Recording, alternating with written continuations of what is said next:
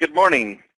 My name is Jason Sadovi, and I have the pleasure of being the host for our Maximo webcast today on the topic of how IBM Maximo and EZMaxMobile streamline the flow of information at SandRidge Energy. I'd like to thank everyone for taking time out of your busy schedules to attend today's webcast. I truly hope you find the content both informative and valuable to your organization. For those of you who are new to OnTrack's Maximo webcast series, we offer one educational webcast each month on a topic of interest, typically suggested by one of our clients or past webcast attendees. The purpose is simply to provide some insight into the capabilities of Maximo. Sometimes it's a very specific function or perhaps on a broader topic. If you have any suggestions for future webcasts, please feel free to email them to me. I'll provide my contact information at the end of the presentation. Before we start this month's webcast, I'd like to introduce our new relationship with Interpro Solutions. OnTrack is a certified reseller and implementation partner of EZMaxMobile. A key reason behind our desire to partner with Interpro was the results we've seen within our own client base. To this end, we have a special guest presenter for the webcast today, Amanda Streetmatter from SandRidge Energy. Amanda will give an overview of SandRidge shortly, but I'd like to extend a big thank you to Amanda for agreeing to present today. I think the attendees will gain an interesting perspective hearing from an end user. Amanda has been working with Maximo for over 4 years, and in her current role as Maximo Application Supervisor, she is responsible for managing a user base of over 600. She is passionate about process and productivity improvements while keeping the end user in mind. Amanda is very active in the Maximo community and has presented at IBM Interconnect, formerly Pulse, as well as the oil and gas user group Go Maximo. Without further ado, I'd like to introduce our speaker, Amanda Streetmatter. I would like to clarify, while we are proud to be a vendor and service provider of SandRidge Energy, SandRidge is not affiliated with OnTrack Consulting or Interpro Solutions, the maker of EZMaxMobile. I'll turn things over to Amanda. Please stand by shortly. Hello, everyone. Pleased to be presenting to you today. We're going to talk a little bit today about a project that we deployed here at SandRidge Energy using Maximo and our EZMaxMobile solution. This is just one of our mini mobile projects. It was not our first one, but one that we learned a lot from. And so what we're going to cover today are the keys that we felt made us successful in deploying mobile to our user community. A little bit about SandRidge. Our mission statement is to create the premier high-return, growth-oriented resource conversion company focused in the Midcontinent region of the United States. We are headquartered in Oklahoma City. Our primary operations are in the Mississippian, which is the northern part of Oklahoma, and we currently employ a little over 1,200 employees across our operations. Our Maximo environment, we currently have about 700 users across our organization that use Maximo. That would be both corporate and mobile users. We currently are on version 7.5.05 with several industry solutions, including oil and gas, transportation, service provider, and scheduler. We use Maximo for a wide variety of business functions here at SandRidge, and those are listed on your screen. We currently have 13 active mobile applications through the EZMaxMobile product. We use 30 different servers to deploy our work in our live environment across the organization. We manage over 150 reports with 7 team members. And as Jason alluded to, we do have consulting relationships with both OnTrack and Interpro.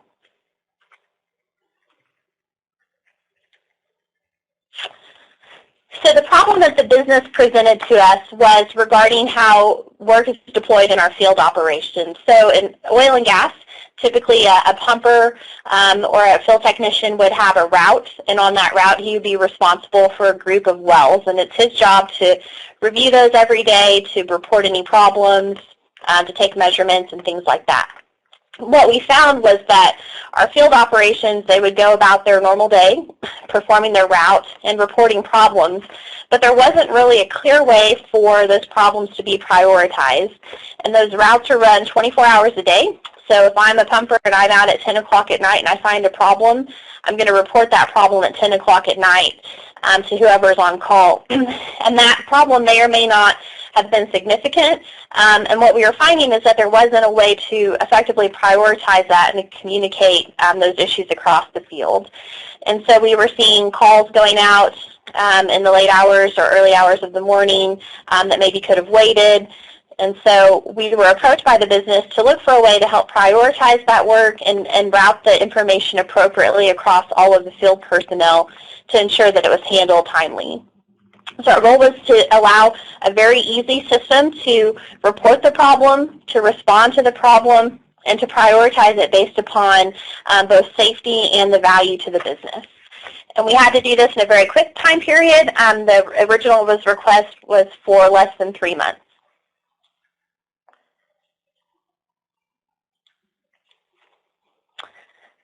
So when we looked at this project, based on some of our previous experience with deploying mobile applications, we really compartmentalized this into 5 general categories that we felt we needed to be successful.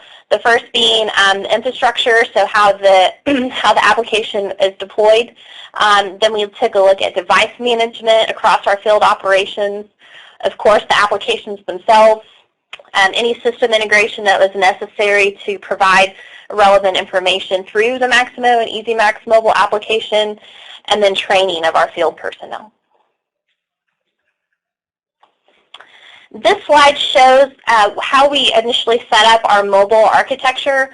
So the way we chose to deploy EZMaxMobile was via an external link. So whether I'm on a mobile network, if I'm on Wi-Fi, whether it's a corporate secured Wi-Fi connection or not, that we had a way that our users could use whatever access available to them to access EZMaxMobile. The way we achieved this is we set up 2 proxy servers in our DMZ environment, and then using load balancing and proxied that information back to the application servers that sat behind the firewall. And we set up mobile servers specifically for this end, as opposed to just using our existing corporate infrastructure, which you see shown there on the bottom.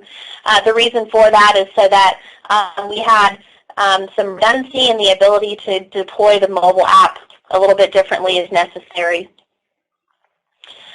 We have a future state. We've been working on a project that will deploy at the end of this month, where the load balancers and the proxies will be replaced by an equipment or a technology called F5. F5 is a full proxy. It also has load balancing capabilities, and so we're very excited about that.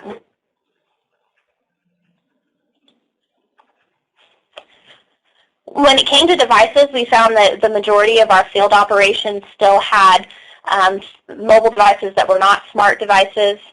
And so we undertook an initiative with our support team as well as our mobile provider to go out and upgrade all of our field personnel. So over the course of about 2.5 days, we upgraded all of our field personnel that did not already have smart devices to Apple, the iPhone devices. And I think we upgraded approximately 150 field personnel at that time during one of their safety meetings. We've also been working on piloting the Surface Pro 3. A lot of our pumpers and field personnel have laptops as well as smart devices, and so we have a great interest in seeing if perhaps the tablet technology could replace both of those. And then we use AirWatch for our mobile device management tool. AirWatch allows us to deploy the application remotely and configure the EZMaxMobile application through AirWatch. And then AirWatch also has a product called Secure Content Locker, which is a training repository where we can deploy our training documents to the cloud, and the user can pull any updates down via their app and see any of their quick reference cards or videos through the Secure Content Locker app on their phone. Some of the new challenges that we're working through are the bring your own device error. As an organization, like most organizations, we're evaluating whether or not that makes sense. We've also had a lot of movement in the area of supporting multiple device types. So SandRidge, as an organization, we use the iOS devices as our corporate standard, but a lot of our third-party contractors who are now also using EZMaxMobile in the field bring their own device, and a lot of times those are Android. While that is supported by EZMaxMobile, the product itself, it's not something that we support as an organization. So figuring out how to provide support to those individuals with our app is a challenge that we currently face.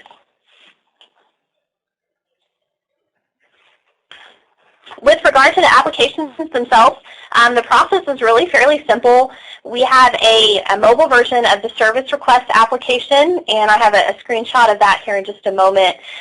So all of our field employees have access to this app. If they're on a location, they pull up this mobile app on their phone. They put in a few fields, and they're quickly able to report a problem on the location.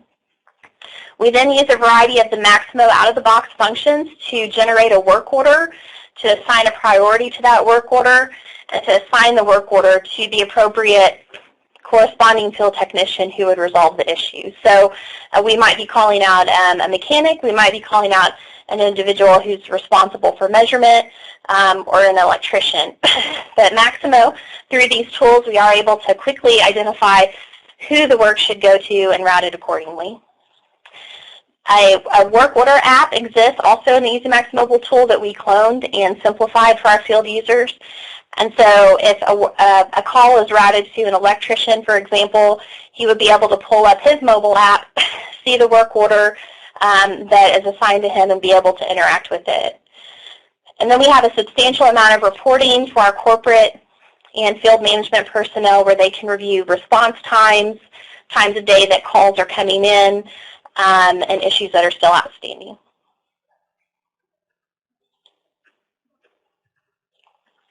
When we evaluated using the EZMaxMobile product, there were several things that we found very attractive when comparing them to some of the other products on the market. The first being that it is very quick to deploy. It uses the existing Maximo architecture, so there's not a lot of work other than setting up a new application server and deploying an EZMaxMobile application that sits on top of your Maximo application. It is device agnostic, so it can be used on a wide variety of mobile devices, so iOS, Android. We have some iPads deployed. We have iPhones. We have users who prefer to use this on their laptop. And it is easily managed in the sense that it interacts with quite a few MDM technologies, including the one that we use at SandRidge AirWatch. From a system administration perspective, a lot of the changes that we might make in Maximo are readily apparent in EZMaxMobile. So security changes, start centers that are designed in Maximo are also available and visible in EZMaxMobile. New data fields, new object structures. When those are added to base Maximo, they are available in the EZMaxMobile tool. It also supports automation, scripting, and workflows, which we use extensively here at SandRidge. And from a user perspective, which was our driving focus, it's a very clean screen. It looks very modern. It has a lot of features, and so we have users who utilize the tool to take photos, either of serial numbers, of locations that have some damage that might need to be repaired. It does support push notifications. The EZRI integration is available. We do use digital signature capture here at SandRidge on the mobile devices, and barcode scanning is available, even though it's not something that we are currently using. And also the offline syncing. This is something, this was important to us because, as most oil and gas companies know, when we're in remote locations, getting connection is sometimes difficult. EZMaxMobile does have offline capability. We don't use that as much as we thought we would, however, once we went to an architecture that allowed our users to access EZMaxMobile on any type of connection. Just a couple of screenshots to show you the process that I just described. This first screen here on the left shows the mobile screen for reporting an issue.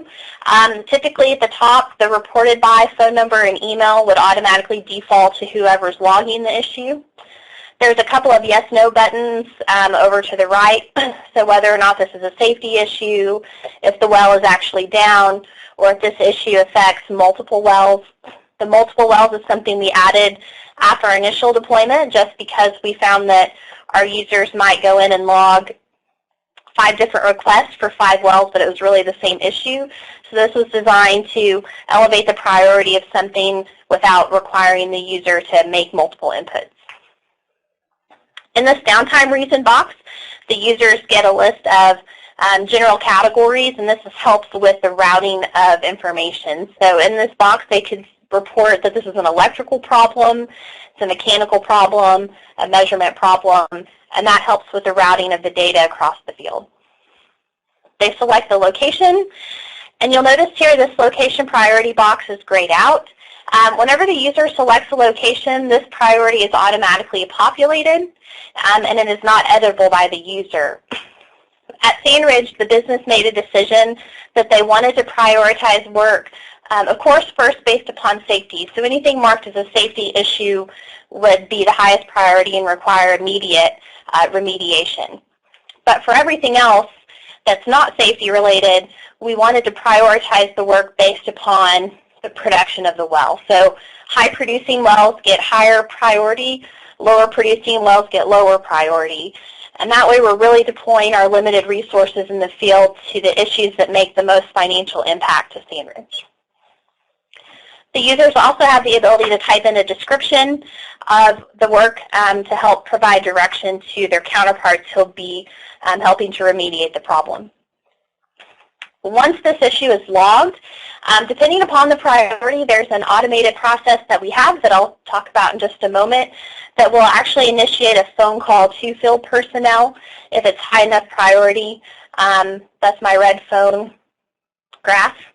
And then depending upon who answers that phone call, they would be assigned the work order. It would drop in their queue. And this is a screenshot of their start center, let's say of an electrician who's receiving this call. And he's able to see work that was assigned to him that was on call, and then again where it's at in the workflow process. The way we were able to achieve the phone call from the Maximo work is through a system we use at SandRidge called MIR3. And pulling the priority for the well production is based upon our electronic data warehouse. So we have an SSIS package where we go out and look at well production. We run this every day and assign location priorities to the location so that, again, the user is not required to pick his own priority. It's based upon the priority of the well's production. If the call is of significant priority, so typically if it is a safety issue or if it's a very high producing well, then MIR3 is engaged to initiate a call after hours to the on-call person. The business manages their own on-call order through the Person Group app in Maximo, and that is an app we also have available on their mobile device. So if I have a field superintendent who's not at his desk, who needs to change the call order for tonight, he's also able to do that through EZMaxMobile. We use published channels within Maximo to decide the priority calls that need to be published to MIR3, and then on MIR3 side we use web services to consume that data and initiate the phone call. The response is then recorded and passed back into Maximo as the lead on the work order, and then at that point the work order would show up in the technician's queue. To the right here you can see an example of a call report that's generated from MIR3. We're able to see when the call was initiated. The message here is actually read out to the technician when he answers the phone call. He's allowed opportunities to respond by selecting a numeric digit. So he can say, I cannot respond, or I will respond at this time. And then the MIR3 system will call in order the individuals on the call list, record their response. The individual that says they can respond to the call is then marked as the assigned party on the work order in Maximo. One of the things that we focused on intently as a team when we were working through this project was field training. With a lot of our users not having iOS devices, many of them were not comfortable with that technology, and so there was a learning curve with helping some of those individuals learn just how to use an iOS device. And then, as you can imagine, this is a fairly significant shift in kind of our culture. So if you're used to being able to pick up a phone and call around and find someone to come work your problem, now you're putting your trust that you're going to log your request into a system and that it's going to do that for you. And that's a fairly significant change. So we spent a lot of effort on training material. So we have a series of videos as well as quick reference cards that were prepared for field personnel. Those are available in a wide variety of locations here at SandRidge, whether it be our intranet, in our corporate field offices in paper form. They also have access to the Secure Content Locker app on their phone where they can pull that information and look at it on their device. And one of the things that my team does that we feel is unique for an IT team is every week we go out to our field locations. We set up in one of our offices and publish to the field that we are there, and the hours that we'll be there. And it's a great opportunity for our personnel to come in, talk to us about issues that they're having, ask questions. If we have new field employees who need training, that's an opportunity to do that. And a lot of times now that they've been using this for some time, we find that some of our best ideas are actually coming from those individuals where they come in and make suggestions about how the app could be changed or improved, or new mobile ideas that we haven't even touched on. Just a screenshot of one of our quick reference cards. We try to keep these to 2 pages. Again, they look very nice on the Secure Content Locker app. And when we print them out on very sturdy paper that's waterproof. Just to summarize our methodology here at SandRidge, and I have some fun pictures of my team here to kind of break up the monotony of the talking, but one of our key focuses as a team is really working with the end user and the end user experience. The idea of GIMBA from the Lean Six Sigma principles being go and see. It would be very easy for us to design an application sitting in the corporate office about what we think the user needs, but many times we find that that isn't actually what they do, or it's not what they would prefer. And so we feel that we're most successful when we're actually working with the user who's going to use our app, gaining their feedback, their input on how it should look and what it should do. And it also creates buy-in. So if we're working with the field personnel and they give us an idea and they see that included in our next release, that just makes them all the more excited to use the tool. We do a lot of agile development here. We're very focused on putting products out to market as quick as possible, but also making sure they're quality. So we do a lot of rapid prototyping with our user base, and we're typically on a 4 to 6 week development cycle. So we'll put out an app that's functional, that meets the need, that is error-free, but then over the next several development cycles, we may make enhancements or tweaks to that app as the user feedback comes in. We are very much client-focused.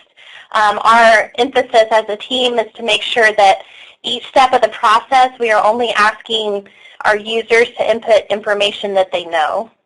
And if they don't know that information, that doesn't mean that someone else doesn't. We just want to make sure that every step of our workflow, we're requiring the correct users to put the correct data. And then our team is very involved in process design. We view ourselves as partners with the business and wish to be engaged and certainly try to be engaged with every aspect of them as they walk through how their processes should look. And some of these pictures are actually from our field deployments. You can kind of see here with some of the trucks and equipment in the background. An example of some of the reports that we are generating from this call-out process, you can see to the left, it might be hard to see the graphic, but we have reports that show from what part of the field calls are coming in.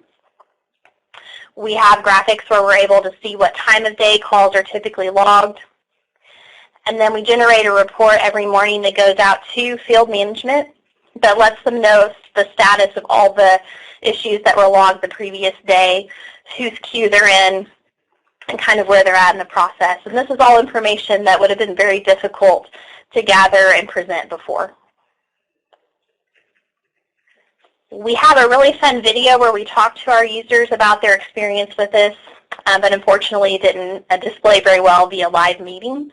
And so just a couple of quotes here from our user base about how they feel about the project and how it's impacted their work.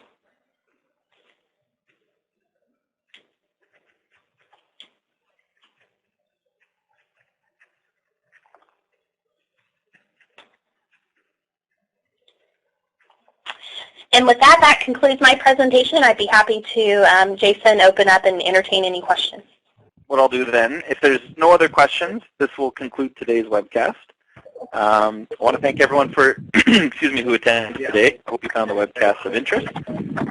If you'd like a copy of the presentation, please just send me a note. If you'd like to learn more about EZMaxMobile, send myself an email with contact information, and we can get back to you in that regard. At this time, I'll close both the teleconference line and the online meeting center. Again, thank you for your time and interest, and we look forward to meeting you again during our next webcast.